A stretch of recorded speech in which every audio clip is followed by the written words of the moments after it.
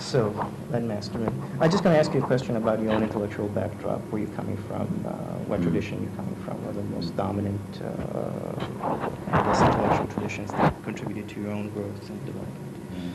It's a good question, that, really, because I don't think of myself as actually being formed by particular intellectual traditions, although I guess we all are. I mean, I was an English teacher in a school, and what I was formed by was the kids, and the way that the kids were actually responding or were not responding to what I wanted to do. I mean, I guess when I came out of university as an English graduate and did postgraduate work, that was in literature, but my real interest was in films, and that actually was quite common at the time, and I was quite interested in European cinema and the French New Wave cinema and so on. Art house cinema, I guess. And it just seemed quite a reasonable thing to do, to incorporate that into one's English teaching as a way of kind of extending the kids' experience and so on. As I taught more and more in state schools, I was, as every English teacher I guess has to at some stage, you find yourself teaching fairly large numbers of kids who are pretty uncomfortable with print. And it's quite a difficult task to teach English and primarily a literary-based curriculum with kids who associate, the print on a piece of paper with failure and don't want to have anything to do with it. So it then seemed to me to be fairly obvious that one had to move over to film in a fairly major way as a way of teaching pretty much the same ideas and concepts that one would be teaching within literature. Why should kids who can't read be denied the opportunity of discussing ideas and images and social issues and themes and narratives and so on, simply because they don't have access to literary culture? So, I mean, I did that to some degree, and it worked quite successfully.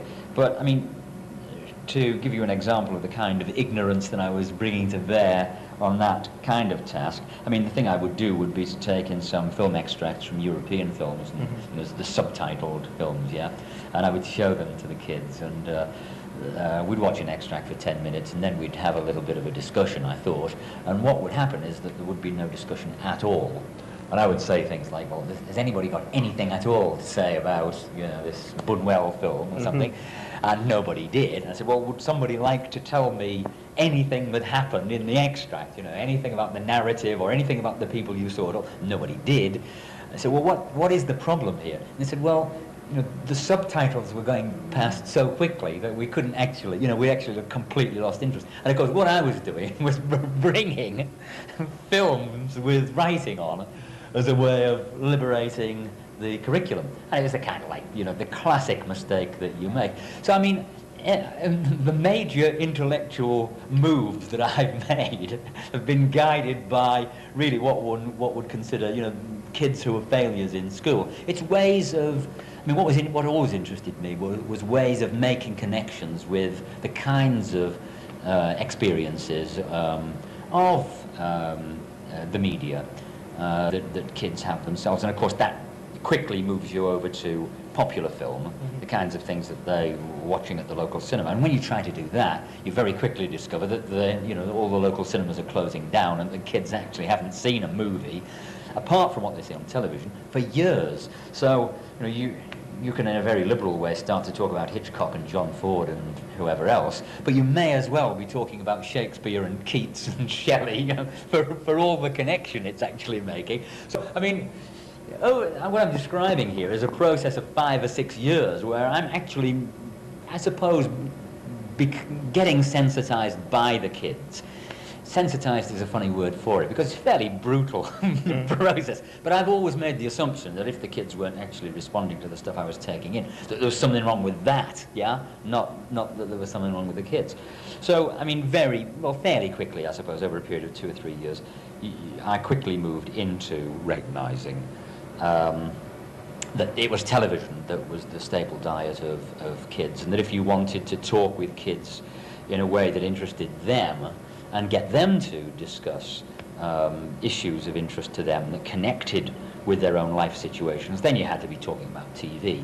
Now, that was in the early to mid-70s, and really no one was working with TV at that stage. And I spent 4 years really trying to crack TV in terms of trying to understand how one could study TV programs in a fairly disciplined way. You know, what were the key ideas that needed to be developed and could be transferred from program to program and genre to genre, and what was at the basis of the way that kids were reading TV, watching TV, and the way that TV was working on them. So it was a fairly slow process, but it doesn't amount to much of an intellectual tradition. And I suppose that one of the key moments, I guess, was the translation of Roland Barthes' Mythologies in 1972. It had originally been published in 1956, I think, in France, and taken that long to get into English. And what was interesting about that was that it was immediately making connections with what I was trying to do. It was written before TV, actually, but he was looking at the way that the media worked as myth, and the whole naturalizing process of television, the way in which it presents images in a dehistoricized, depoliticized way. What Barthes actually said is that what struck him most about the media was its decorative display of what goes without saying.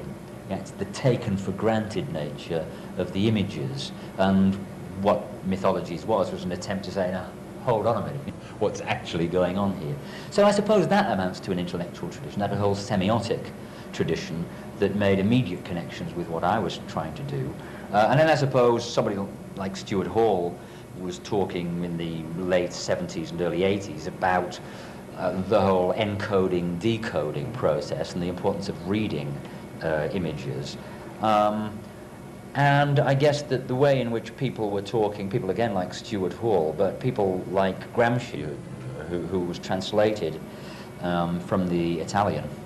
The work was written in the 20s, of course, but translated for the first time in English in 1972, the Prison Notebooks, talking there about the whole nature of the way in which ideology worked through consent, rather than through imposition from the top downwards, and the way in which subordinate groups within society were actually being addressed in a way that they expressed their own interests. And in that work, sort of collaborating, I suppose, With their own subordination, you know, and how does that process work? So what was happening there was that the mundane process of watching TV was actually linking up with what was happening to theories of ideology, the notion that ideology is expressed through, not through false consciousness, but through what we most take for granted, through our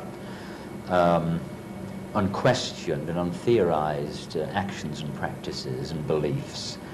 And that's certainly linked with what my sense was of what TV was doing. And what I think semiology and theories of ideology both did was to home in on that whole business of the importance of the naturalization of the image within TV, and the fact that most of us, for most of the time, and certainly this applies to most kids, simply read TV as being, you know, a window on the world.